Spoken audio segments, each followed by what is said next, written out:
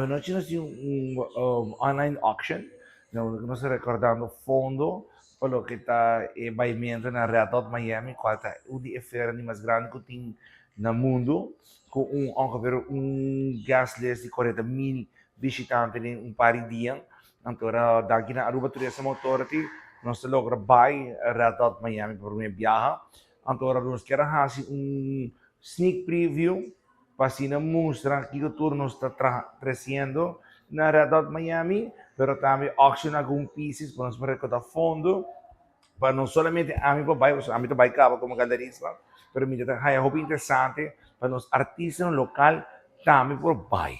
Por isso é importante para nós criar relações novas, para nós fazer roceia, wak inspiração, cara costa novo, criar contato novo, assim é também a arte de seguir crescer rond o mundo e nós conseguimos exportar tudo rond o mundo. Estamos hibando 9 artistas locais na onde é feira mais grande que tem no mundo, que chama Red Dot Miami, na onde tem mais de 40.000 visitantes em algum dia. Esse é um pouco mais ou menos a 1/3 dele, de inteira Aruba, está na Red Dot Miami.